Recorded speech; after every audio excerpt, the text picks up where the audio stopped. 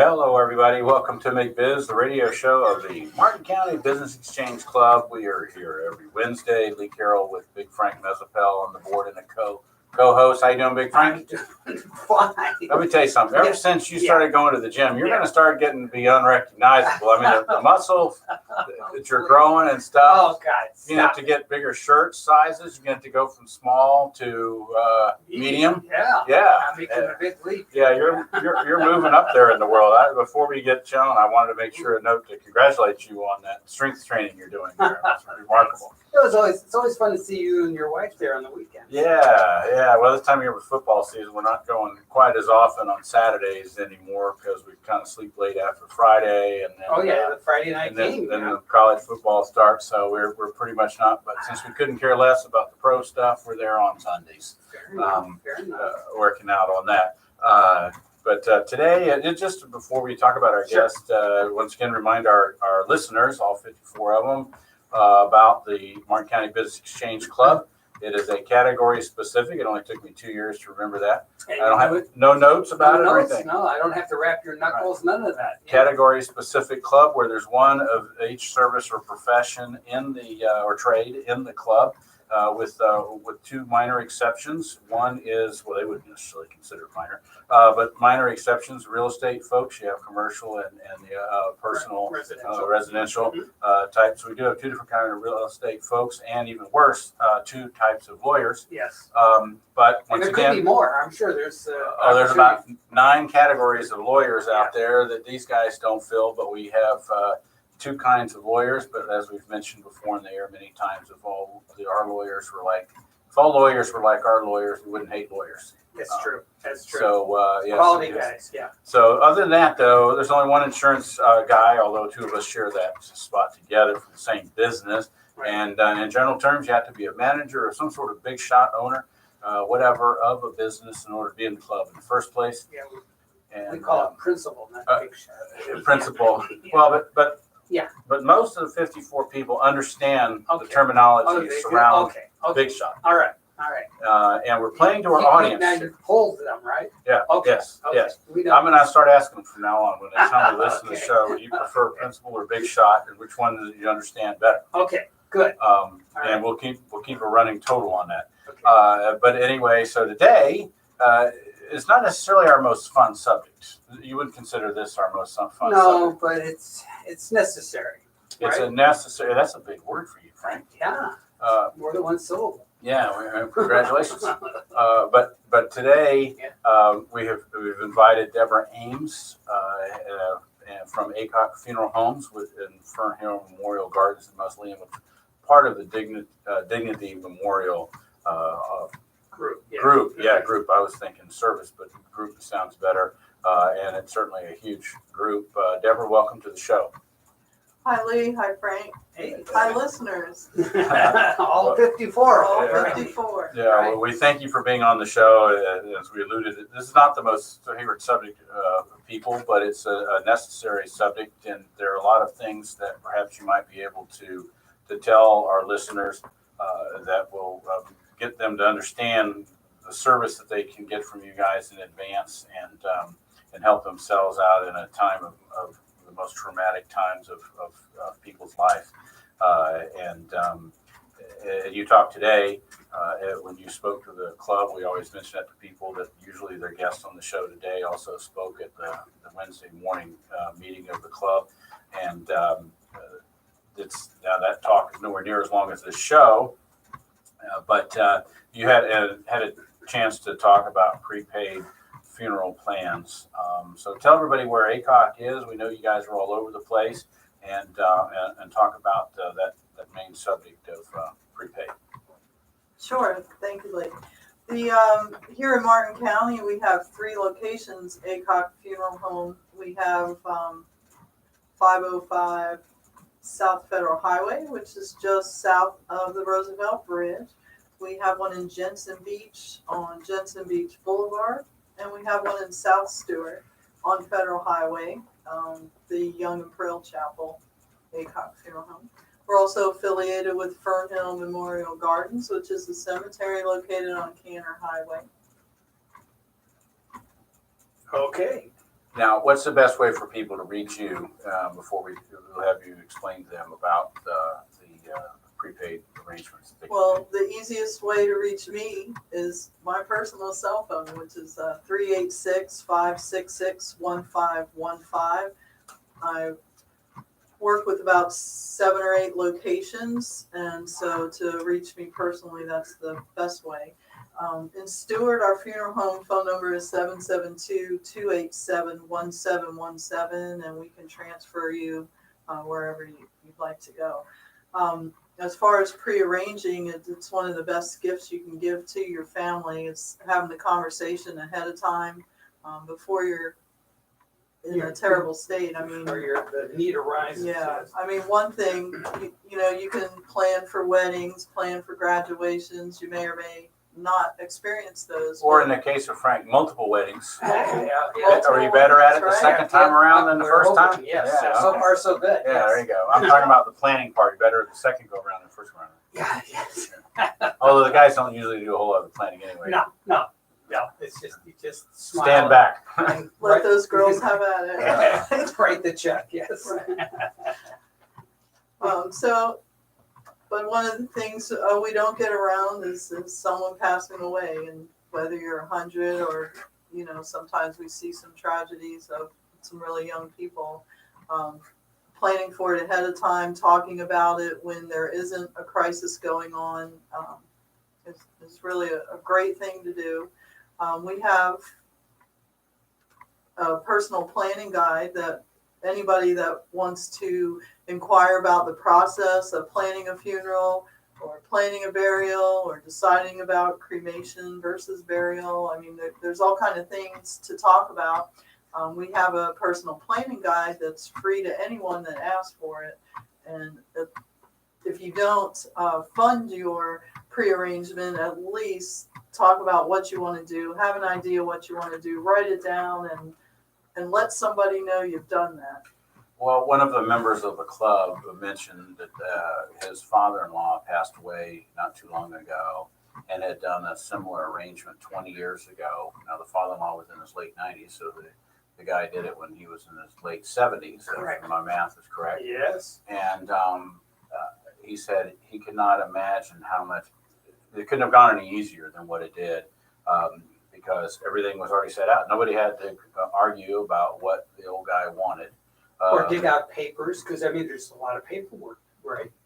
In the that you're looking for, right? Birth certificates and all that sort of thing.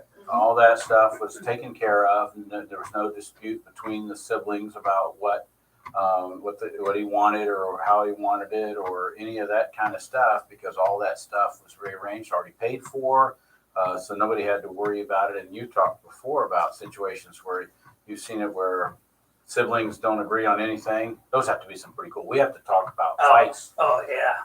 between siblings. One of our segments, we'll do that. We'll talk about family feuds. Right, without Yeah. mentioning any names. We got to hear about some of those, because that's got to be interesting. Yes. But none of that happened, and nobody had to sit there and write a check out of their pocket because the deceased had not arranged for it and they couldn't get to their funds. Right. And we've seen, I'm sure, nightmares of that where one sibling will pay it and never get reimbursed, and so a lot of this kind of happens. And so that was kind of like a testimonial about, you didn't plant that guy in the club to say that, did you? I that didn't was pay him any contemporaneous, but it talked about how really good it was to have all that It was stuff really taken care of. For him to share. And I'm sure that's a true story you've seen over and over again. And you've seen the other end of it, the nightmares where nobody planned. Right. And then something happened, and then the family is like, huh? What's next? Right. That makes it a lot harder for everybody. And you see them trying to pull up the funds because, this is one thing that before we provide a service, we have to be paid. You can't go back and, maybe bury someone and come back to get the money. So it's one industry that, the funds have to be paid. So, why not, while you're working in your young years of your life, take care of something that you have to do, make some small payments where it doesn't, hurt, like coming up with a lump sum at the end of the day. Usually during retirement when you're on a fixed income, unless you guys, that you probably have a lot of money. Well, set Frank, for it anyway. well, we've mentioned this numerous times. Frank is loaded, so Right, it doesn't really matter. Right, yeah. Price doesn't really matter. Frank rarely does anyway. The rest of us, it does. Yeah. And we see some children that are kind of estranged from their parents, and they come in, and you'll see one's adult child say, well, oh, we need this, we need that, we should give mom this. We haven't seen her, they have the guilt and they want to do this. The other siblings like, heck no, we're cremating. She didn't want any of this, and they bicker back and forth, and it's not for us to, persuade or dissuade. We have to sit and let the families talk through it, and sometimes they haven't seen each other in a really long time, and now they come together at something final like this and have to make decisions. There's about 70 questions that have to be answered at the time of someone's passing. We see some next of kin that come in to make some arrangements, and they don't know, grandma's whole name, because they always called her grandma, didn't know her first name or middle name or things like that we need for the death certificate. And for vital statistics, we usually ask for a mother's maiden name. Right. And a lot of people don't know that information either. So there's a lot of things you can do ahead of time. Fill out a pre-planning guide so you have these things done. You can talk about it at Thanksgiving, Christmas, when the family gets together, and you have these things written down. And of course, the most important is make sure somebody knows you have these written down. Well, I think one of the best plans might be these holidays is you get the old person that needs to do the planning semi-drunk. Oh, Did you say the old person? Yeah, whoever it is, whoever the eventual deceased person, okay. semi-inebriated. Get them lubricated, yes. There okay, you go. Okay. And then you start asking all these questions, because that's when they will tell you what they really think. Yeah, that's true. Take that- away the inhibitions. That's what right. You're saying. And Okay. so that should be in your guide, by the way. Yeah. Is maintain Yeah, a slight bottle of Jack. intoxication. Maintain a low level of intoxication, and then start truthfully telling everybody what you want Yeah. down the road. And then if somebody else more sober needs to pay attention and get all that stuff down. Right. So you should put that. Is that in the guide anywhere? I'm going to check, but I think on page 17, should section be. C, there's something alluding to that. It should be. Wow. Well, and we're joking about it, but once again, that's the nightmare scenario. Right. Especially when there's conflicts. Yes. It's one thing if they all know what grandma wanted, even if grandma hadn't paid for it yet or exactly written it down. Right. But it's another thing when there's a disagreement about what they want. Right. And we're kind of talking about small details too. I mean, there's a lot of families that are undecided whether or not they want burial or cremation. Just where do you start? You have to have that conversation now. Yeah. Boy, that And could like lead you to say, like you said, to keep those papers, let a principal in the family know where those documents are once Right. you've made your pre-arrangements so that they can go right to them. That's true too. Now, that's I would assume part of. So if somebody says, "Okay, I've listened to this and I'm going to do it." What's next? They call you and then you guys sit down. And how does that procedure work? Yep. We'll sit down and we'll have a conversation. I'll ask you about if you've had any experiences with funerals or having to make arrangements, and what does a typical funeral look like to you? We run into some people that say, "Oh, I want absolutely nothing. Just cremate me, throw me out the back door." Yeah, shake and bake, yeah. So, make sure you get a permit in Martin County. Yeah, that's what you need to do. That's right. But I guess what people don't see. Yeah, I don't know. They'll never know. Yeah. 2:00 in the evening, You need to get an 76. EPA permit even to do at sea, right? Yes, you are. Required for There's different, all different kind of things you can do. that. Mhm. Now you were talking today. This is off subject a little bit Okay. about the planning part, but you were talking about this really cool thing for divers down off Key Biscayne. Talk about that. Okay, so you may have heard of Neptune Cremation Society. Right. As far as being with Dignity, we're owned by Service Corporation International, and so we are the largest corporation throughout the United States, Canada, and Puerto Rico. And so we own Neptune Cremation Society, National Cremation Society, and through Neptune, we have the Neptune Memorial Reef, which is an underwater cemetery for cremated remains. It's about 3 miles off of Key Biscayne. You can be scattered above it and have a plaque made out of copper set down at the bottom. This is a reef, so we're pulling in sea life.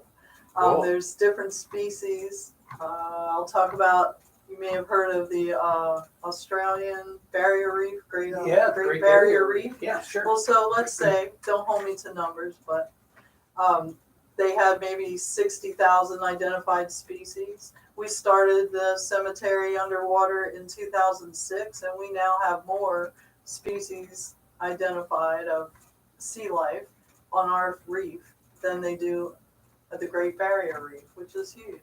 It sustained hurricanes. Everything is, they'll mix cremated remains with cement, and the family can be as involved as they'd like. As far as you can be a sea turtle, you could be a sea biscuit, or you could be a shell, and they'll place you in different areas of the cemetery down below. They have, it looks like picket fences to me. I'm sure it's called something else. They have columns.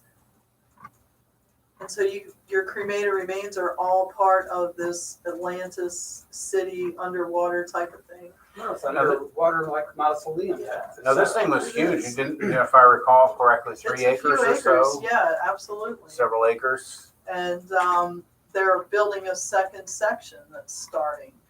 And they only make limited amounts of the statues so that they want it to look as natural as possible. There's a nice episode on the Travel Discovery Channel on travel, and you can look up Neptune Memorial Reef, and you'll see the divers down there. You know, it's a huge thing for divers. It's the only one in the world. So there's no other underwater cemeteries other than your natural sunken ships and whatnot. So if you want to see your loved one, then you just have to put on your scuba gear and Head on down. Yeah, how deep is it, do you know?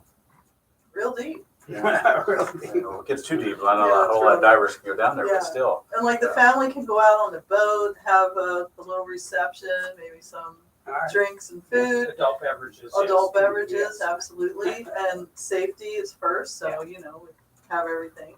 But they'll take you out on the boat, and for those that dive, they can go and dive down while it's being placed, or come later, and the rest of the family and friends can stay up on the ship and give them a nice send off.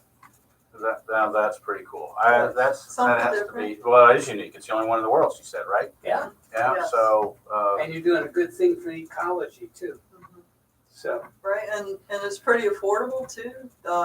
$5.95 up to about $6,000, just to give you an idea. right, depending on what they want Right. and the services that are see the associated with it. Italians in the group, when she said about mixing your remains with cement, all the Italians in our group this Well, morning, yeah, they're going, hey, they do. what's the stuff about cement? Especially the ones from New Jersey, they already know about it, right? They'll do it for less than $5.95. They have the technique down well. So we had Editorial comment not Yes. endorsed by That's WSG true, that's true. but understood by all 54. That was great. So anyway, so the whole idea about this is the pre-planning works. The pre-planning makes sense from a sensible standpoint and sense from a CENTS standpoint. Correct. And it's a big stress reducer for the whole family, It right? is. Because it becomes a celebration of life rather than a sad event. Right. too. Because it definitely is sad losing somebody. Sure.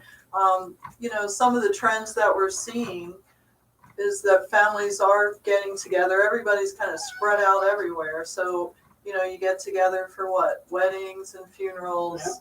We are redoing our funeral homes, remodeling them. We're taking out the pews because the families don't seem to want that anymore. We're using round tables with chairs to, force people to talk to each other. You know, you're sitting and looking at each other instead of sitting in the row facing forward. You can't talk to anybody, see anybody. You know, now the funerals are more events, celebration of life. Not to break out of Martin County, but our newest location in tradition in St. Lucie County, they, I already forgot what I was going to say, you know. The pressure of being on live radio. Right. They don't even have the word funeral home on the sign. It's just celebration of life. ACOG, celebration of life. Well, that's kind of like stewardesses are now in-flight service personnel. Oh, in-flight service personnel? Yeah. They're not flight They're not even attendants? flight attendants anymore. They're in-flight Did they used to service be outside personnel. on the No, air? I'm not making this stuff up. No, you That's what can't. they You are. can't make No, you can't make. I'm not clever enough to come up with stuff like that, anyways. But Yeah. no, that's what they are now. In-flight service personnel, and of course, used cars or pre-owned cars, that kind of stuff. Right. Yeah. Well, I know we're probably getting fairly close to We are. a We got break about a here. minute. But one of the things I want to ask is, and we can talk about later in the show if we need to, you talk about cremation. Is the trend going more and more towards folks wanting to be cremated as opposed to the traditional burial? We are seeing that increase in cremation. You know, people are more aware of carbon footprints, and you know, but at the same, we're still having full burials. We have private mausoleums and things right here in Stewart on Canner Highway. It just depends on the family, their traditions, and what they feel comfortable with. You think part of that is people are so mobile now? There's no longer a family plot somewhere where the families live for generations because they lived there 1 or 2 generations and then they split all over the place and then they split again another generation later. Before you know it, nobody's anywhere near the hometown anymore. So why bother? There's no family funeral to have because the family comes from everywhere. Right.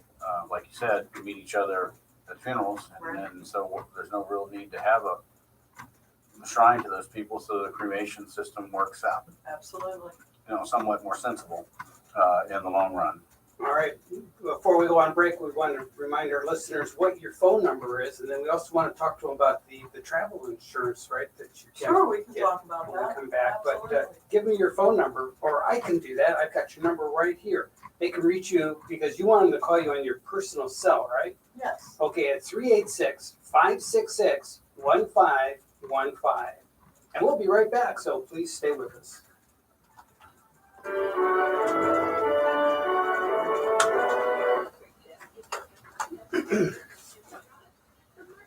I sent this text to Barbara earlier today. There's a hell of an echo in here, by the way. Is it in everybody's or just? Is it because of me? No, it's something with the system. Now, Okay. it's actually, it's like a little Normally we lag. don't have it like that. Yeah, it's a lag time thing. Well, it could be that you're just potted up to your channel too. So if I turn it down, Well, I don't know if that might be part of her issue because she's hearing herself talk a couple seconds after she says something. no, she doesn't have I headphones don't on. have anything. Oh, that's right. You know. What am I doing wrong? Am I hearing an echo? No, I am. I'm just gonna say something. All right, now it's time for today's Southeast Agnet Report, brought to you by Everglades Farm Equipment, a family-owned business for the past 50 years with 10 Florida locations, including Fort Pierce, Okeechobee, and Loxahatchee. Stay tuned. We'll be right back. My guess is they're going to the South Carolina, Texas A&M game when they're in South Carolina, whenever that time frame comes up here. That's not who they're playing this week, of course, but I think that must be what it is. She's a college football fan. He is too. So that is right. Yeah, but this is my wife, Mabel. Hi, Mabel. Hi. Nice to meet you. So Nice to She meet came you. by and Martin, we're you going want to to go talk to about dinner the with Martin us. Bowl before we Oh, Sure. You before we going? go off air? We should put a mention in on that. Yeah, sure will. Because we will be airing that game. Yeah. You're working? Of course. He's the backstage guy behind it all. If he pushes the wrong button, there is no broadcast. Frank might not be here the next day, but there is no broadcast that night. Who's your nephew? What was the name of the guy that worked with Mike last time at the game, last week? A big, huge guy. I don't want to piss him off because he was big. That was the, He was from Flint other too, guy. Flint, Michigan. oh, Yeah, was he? yeah. Yeah, because I asked Mike, was he going to be here after the game? I said, is he going to be here for this game? He said, I don't know. I Yeah. don't know if that's because the guy wasn't here or Mike didn't want to work with him anymore or whatever. I told Mike I'd help him broadcast games that weren't kind of today. Yeah. So, but he wasn't sure if he was going to be in town to broadcast games and therefore would not be You almost there. make sure you get your diary inserted. No. Yeah. I wrote the guy's name down, but I must have thrown it away. Yeah. I'm not Nice guy. He talked to me. And No. I'll ask him again if he shows up. I didn't remember because I always acknowledge that they're there. Yeah. You know, to the audience. But, Hey, you can always tell them to tune their Oh, I do. personal devices. too. I Never heard of it I do. before. Good. And let people know that aren't there that they can get it. Is it on just WSTU this time? WST1450.com. But it's not on WPSL. Because sometimes like Well, the we one I did with them simulcast. before they were Yeah, simulcasting. that was simulcast. 28th, that's simulcast too. Which this one is?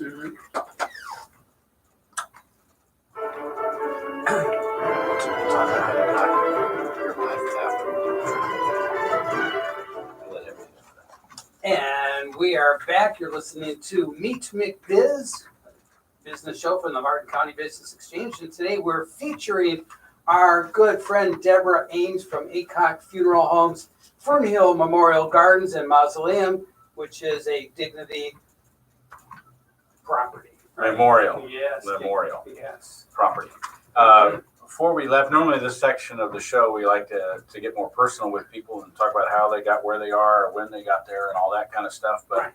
But Frank teased about the travel. Yeah, I really want insurance to touch gig on about that. So, because Frank, he's a big travel man. He goes everywhere. Well, yeah. And he kind of wants to know. I'm thinking about really going far out of country, and this could be a good deal because it cost a whole. When my dad passed away in Nevada, it was rather costly to bring him back to Detroit. So, yeah, I definitely want to learn about that. I think our listeners would too.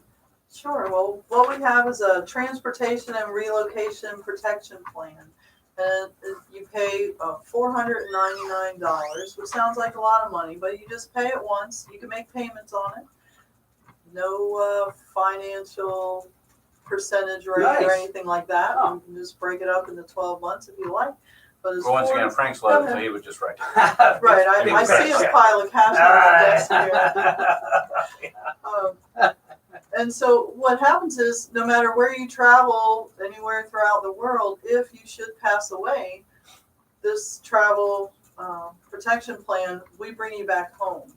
And so no matter where you are, I mean, unless you're in the middle of a war zone or Yeah, that doesn't. something like that, but anywhere that you're traveling and visiting. Does that include Miami? Yes, Miami would be just fine. We'll bring you back. You do have to be 75 miles away. Well, Miami You know, qualifies for that. So. Otherwise, we're Yeah, going to charge it's you 90 miles away. Yeah. mileage. Okay.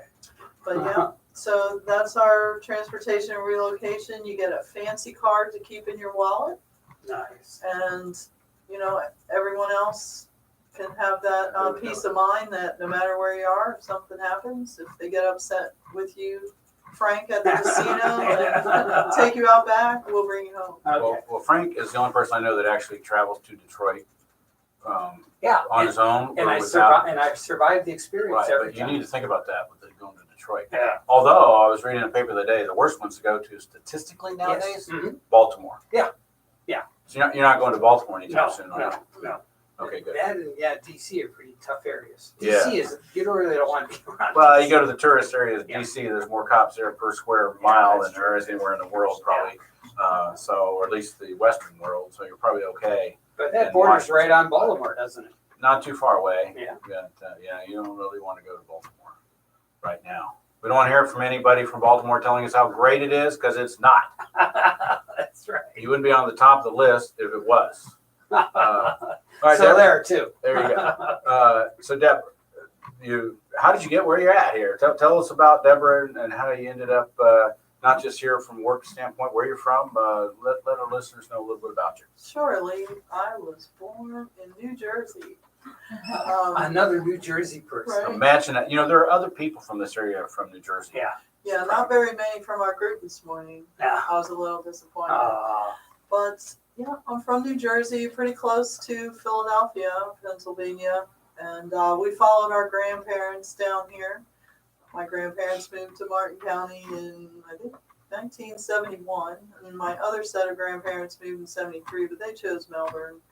My grandfather worked for Patrick's Air Force Base. oh, yeah. There you go. That makes sense. And, my grandparents here in Martin County. My grandfather retired from Frankfurt Arsenal in Pennsylvania, where they made like the eyewear for the guns and things okay. for World War II and whatnot. Sights. And he came here and worked for Sears in the complaint department. Oh, if he was still around, he'd have plenty of work to do. He's one of the few people scared don't have to worry about getting laid off. But, so we followed them, and Yeah. my parents were here. My dad worked for John Joachim Chevrolet in Stewart Wow. here, and I remember when John Joachim Chevrolet was basically the southern end of Stewart. Yeah.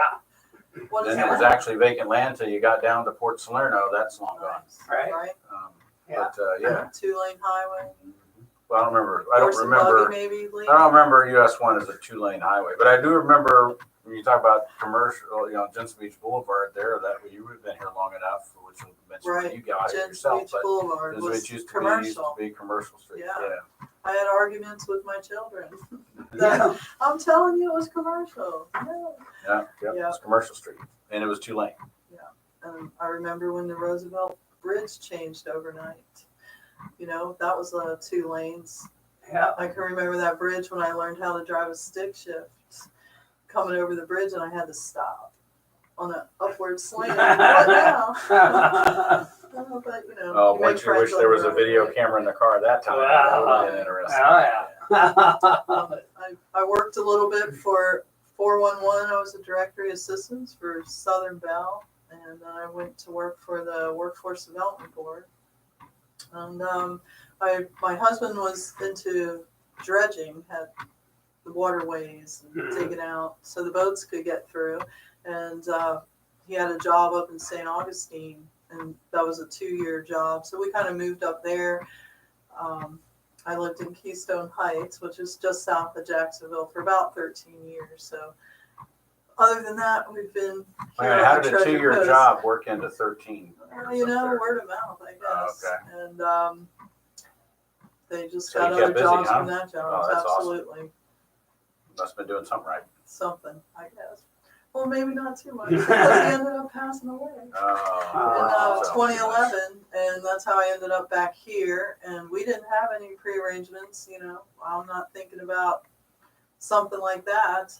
And I met some You're people fairly with young ACOG. now, so I Yeah. imagine you were really young back in 2011. Sure. Yeah. Yeah, she's probably 7 years younger than she is right now. Exactly. Oh my gosh! Yeah. And I don't even see a calculator. No, no. Good job. And it's after 5. Yeah. Right. No actuarial tables Yeah. here. Yeah. So I met George Saliga through ACOG and Jamie Stott, our general manager over at Fernhill, and we just kind of kept in touch. And it took about 4 years, and I left the workforce board and got into this kind of work because I think prearrangements are really important and can really, really help families. You're either going to see us early or see us at the time, and I think most people would be glad they did it ahead of time. So you were a victim of not having it, and so you're trying to make it so that other people are not in the same circumstance that you were. Absolutely. Yeah. Boy, oh boy. Well, so sorry to hear about your husband. Thank Assuming that you were upset when it happened. Yes. Some people apparently was- aren't. But it was it's like, oh, yes, that guy's Yeah. gone. Good. Yeah, Move on. But some no, people so- will ask, how did you get through it? How long did it take? It's like you never really get over it. It's, something that, especially when you're not expecting it, you just kind of, things get put in front of you, you get kind of busy, and you have shorter times. I mean, there's times it'll just hit you, that really happened, and, life just keeps going on somehow. It's amazing how that works. Yeah, you look around and say, how can those people keep going when after all this has happened to me, but Yeah. the reality is you have to. And I think also maybe for everybody I know that's lost a spouse that that had a job made it a lot easier because they had something Had a else focus, every day, every work day anyway, that focus, that's the Right. good word to use. You gotta that get they up, focus get their life dressed, on. and do something with your day, yeah.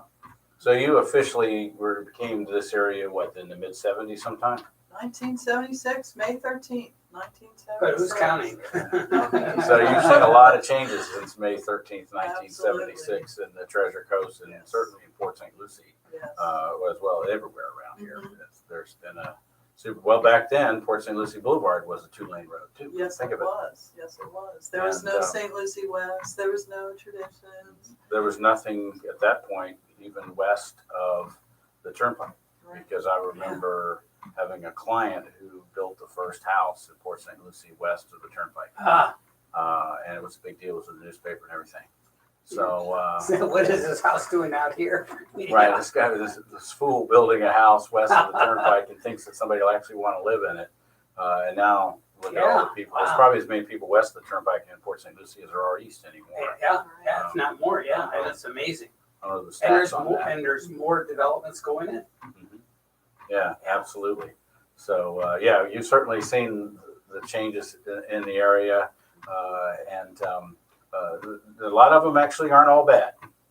The services and things that you can do and get now that you just have to go to West Palm to do Yeah. in the old days, or Right, do now Fort they're right Pierce. here. Now it's right here. So not all growth is bad.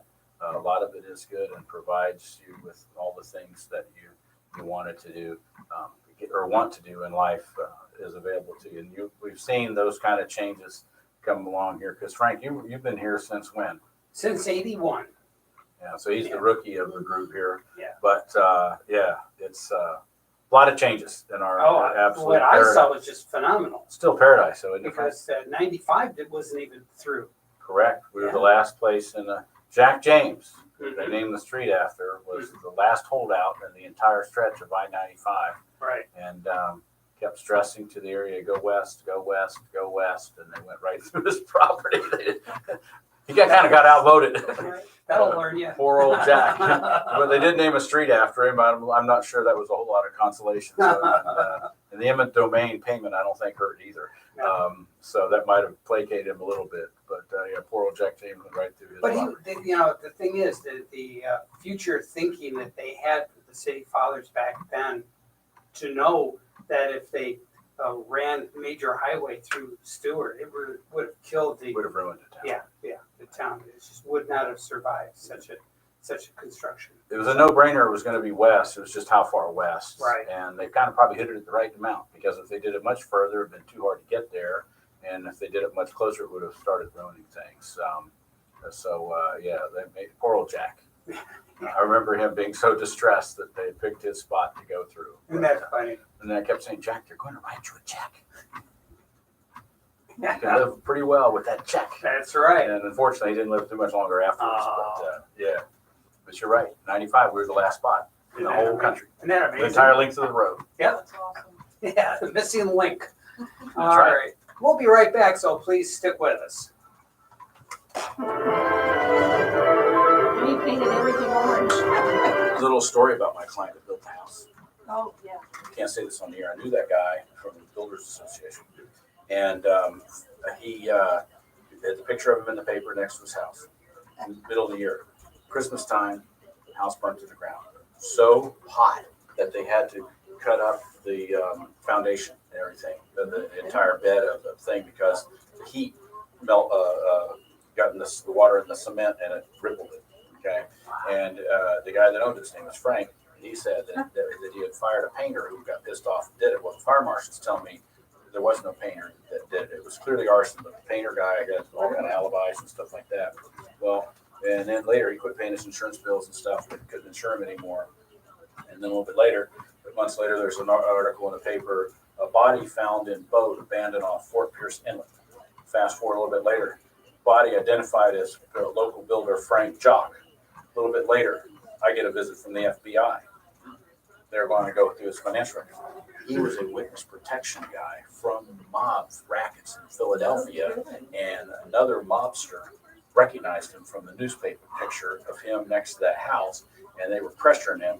That's why in business he couldn't pay his bills anymore, and then when he didn't fess up or pay up or whatever, or just as revenge, they killed his ass, put him on a boat, thought he would never be found again until some fishermen found this abandoned boat off the coast, and they eventually figured out who it was. So my client was a witness protection guy from the mob that had testified against the mob after they got caught in Philadelphia. So isn't that something? You don't mind if I take a little selfie, do you? Lean in. No, go for it. Wait, I gotta Frank, breathe turn in. around, quick. Turn around, Frank. Suck it in. Thank you. But well, you want me able to take a No, picture with okay. you? Yeah, she's like. That's good. But yeah, Frank, remember that? Yeah. Old Frank. Yeah. So it never made the newspaper. He was a witness protection, but the FBI got somehow. So they were trying to track down all his financial stuff to figure out who might have been pressuring him. I think Teeter covered that story. I remember when Teeter I covered remember that story. That would have been his day. Absolutely. And it was back when the newspaper actually I cleaned his actually teeth printed. once. Yeah, He was so nervous. He was sweating bullets. he always did. He always did. You know, when you go in those football 10 booths, seconds. 10 seconds. all right, we're doing that right now. Mike.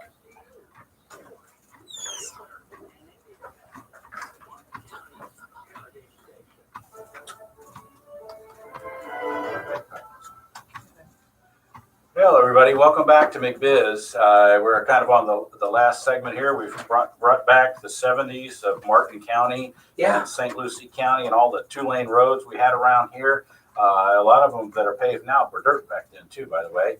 Not necessarily Port St. Lucie Boulevard and or Jensen Beach Boulevard / Commercial Street, but a lot of streets were dirt back then. You don't have to go back to the 19th century to have dirt roads Cove around here. Road, Indian Street, those were all dirt roads. Salerno Road, it used to be Snake Road, Snake Road. because it didn't go all the way through and it turned around and everything. It was only later that it was connected to Canner and later became known as Salerno Road all the way through, as opposed to Snake Road, which now there's Snake Road Salvage is still there, Right, they're the only ones I think that perpetuate the name Snake Road. and that's how they got their name. A lot of folks don't know that. No, exactly, exactly. Now, Deborah, we've had other folks from ACOC in the club. Neil Compton was on our show earlier, and one of the things he talked about that was kind of interesting is a lot of people are concerned about wanting to make arrangements of a funeral home in their town because they don't necessarily want to be buried in that town or their ashes remain in that town, or because they want to go back home, or they don't know, they retire here now, but they're thinking they may move back home once they get more decrepit. I mean, more mature and older. And have to seasoned and have to go back to their kids or someplace else. And Neil made it a point to stress to our listeners that you guys are so big that you can make arrangements in Stewart and still have whatever you want to have done elsewhere. Is that true? That's still? Absolutely true. So Neil wasn't Thanks for pulling our bringing legs. No, Neil he was telling the wasn't. truth. Okay, that. congratulations, He was Neil. telling the truth. Thanks, Neil. But yeah, talk about that. Part of dignity is that any pre-arrangement you do with us is nationally transferable, and so there's advantage to Nationally means all over the country. yeah, thanks. Yeah. Okay. And Canada All right. and Puerto There you go. Rico. You can go anywhere, and everything goes with you. Here you pre-arrange with us, and we lock in the price. So you make your pre-arrangement today, you live 60 years, your arrangements are being used and it's at today's cost. Living in Florida, we have snowbirds here, right? Really? I've heard rumors, yeah, heard that. Yeah. And so maybe they come from Connecticut, and Connecticut is really expensive. Which is why they're funerals here in and things the first like place. that. Sure. And so here in Florida, our population here, we do a lot more services here in Florida than we may do in Connecticut just because of the population and the age.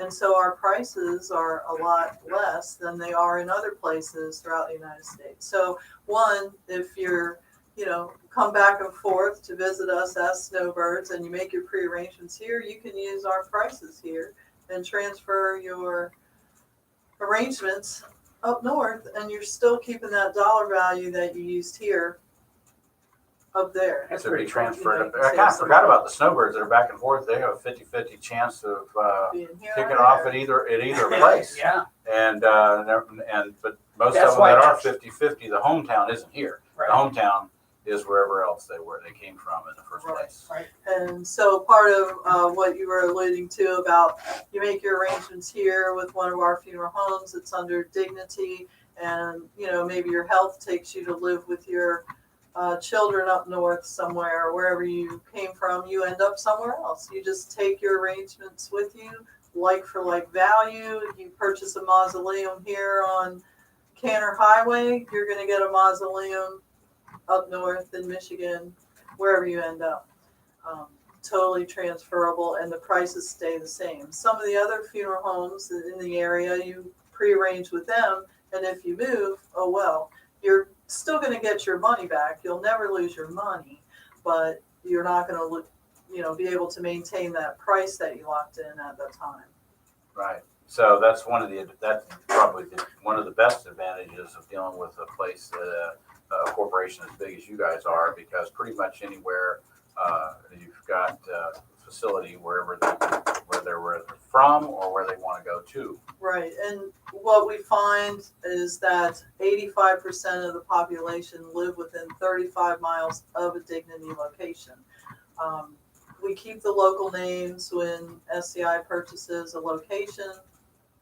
We keep the local names, and a lot of times the local funeral directors are right there. They're just not having to worry about the bank and the books and whatnot. And so the people are familiar with the names. You just look for the Dignity brand.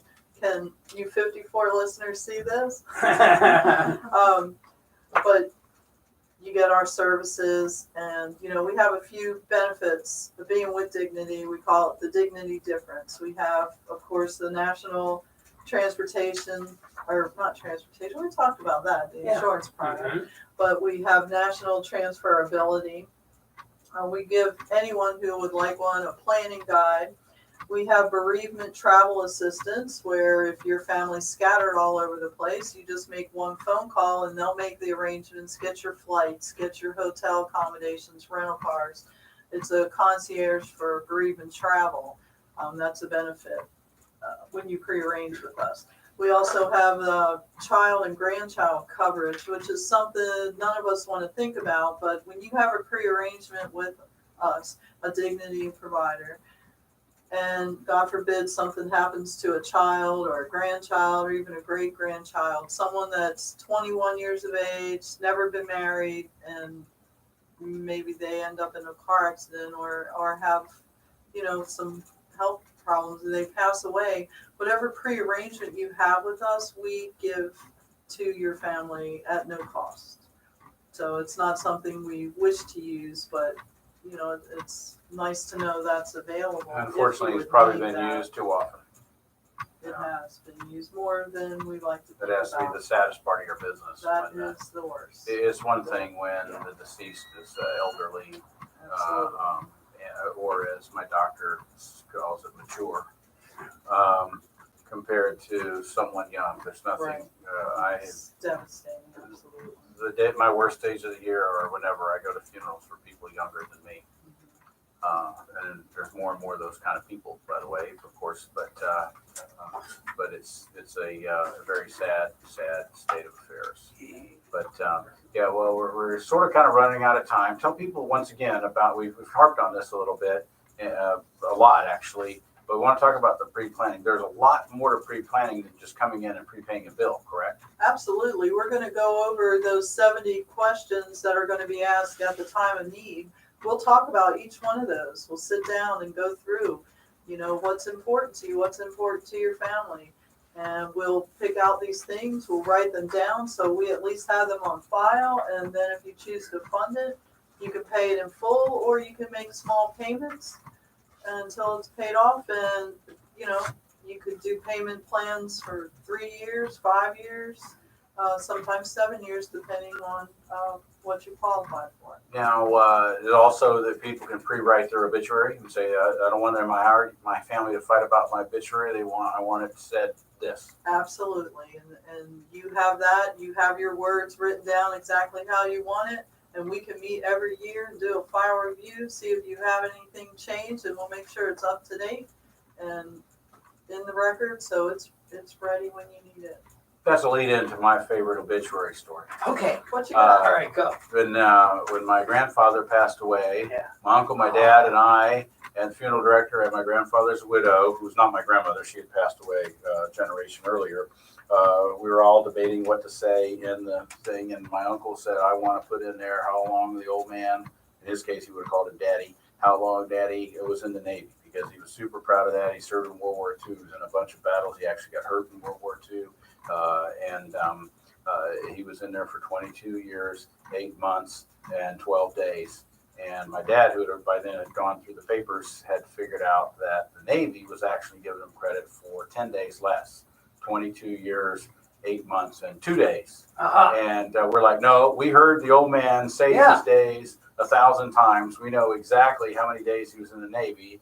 To which point my father retorted, yes, that's how many days he said he was in the Navy, but the Navy said he was in 10 days less because they do not count the days you spent in the brig. So that was pretty cool. Yeah. We had heard the old man talk about fights and stuff that he had been in and stuff, but he never explained the consequences. Yeah, everybody wants to know the backstory. Yeah, we right? never knew what happened to him after the fight was over, only that he was in it. And apparently we found out that he was in the brig one time for 3 days, another time for 3 days, and another time for 4 days. So none of them were too bad. Must have been, and I'm going back to the thought process of adult beverages. I have a feeling that they were a part of it as well. But the old man. So we ended up putting it. By the way, our compromise was to put the full amount, including the extra 10 days, because he was still in the Navy in those 10 days. He just didn't. It didn't count towards his retirement pension. Right. So what is 10 days? It probably takes 12 cents off of his. It couldn't have been much. But he retired as a chief. It wasn't a big shot. He wasn't an admiral. He was just a chief. His ship got. Want to learn anything about the boat? You ask the chief. Well, his ship got blown up, and he was the only guy in his area of the ship that survived, and they didn't think anybody had. They shut it off when they were trying to get the thing back to Australia. And when they opened the hatch to that section, sure enough, my grandfather crawled out still alive, to the amazement of everybody. Awesome. When he had lost well over 100 people on his ship when it got torpedoed by the Japanese. So, yeah, he was my hero. I guess so. And I counted the 10 days. They sure count for me. There you go. What a neat story. Well, Deborah, thank you for being on our show today. We appreciate it. It's not a fun subject, but you made it interesting. Thank you. Very good. Done? You are done. And stay tuned for the Wednesday Hump Day edition of the Go Show with James Stammer and Arlen Bento coming up next. Yeah, I see a foot out. I see a big foot out there. He's here. It's not James Stammer. Bigfoot's here. I saw his picture in the paper. Did you call him Big Frank when you guys did your show? No. You need to start doing that. It's getting around. Oh, please. Here you go, Deborah. I've got. Thanks, sir. It was fun. What apple do you like? What kind of apple do you eat? Macintosh. No, they're. No? Uh-oh, you got a problem?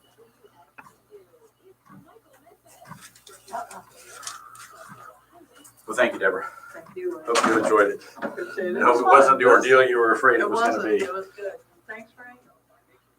Next time you're on, figure out ways you can pick on Frank. It's fun to do that. Poor Frank. Yeah, it's. He's a good humored target. Makes the show more. Oh, Deborah. Deborah. All right, sweetheart, you ready? Where you decided we're going to eat? Wherever you want to go. Can you guys use this salted caramel Keith bar cake? Does that fit in with your diet? How long has it been here? A week?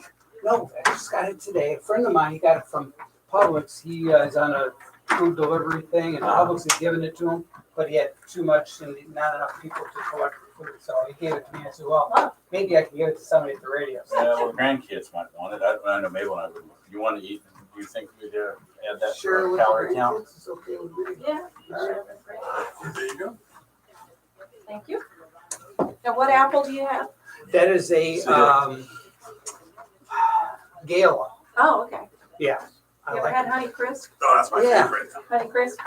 Yeah, we had one the other day. Man, it was good. Those are good. Crunchy, delicious.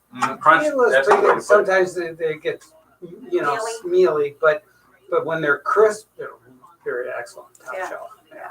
All right, man. Good All right. show. I'll be here next week. I understand it's Dr. Michelle since the Yes. Matt's not showing up at the club and didn't think he could make it and all that. So I talked to Michelle. I said, don't forget, the radio show comes with being on the air. Matt. Lewis. Oh, he hasn't showed up. Goody, yeah. And they were, John was telling me the board's gonna have to decide what to do about that. You can't have people Who's that don't Yeah, show that's up. the problem. You can't have that. You can't have that. So, All right. all righty. Take care. See you later. So, see you Wednesday. Okay. And I guess, that's right.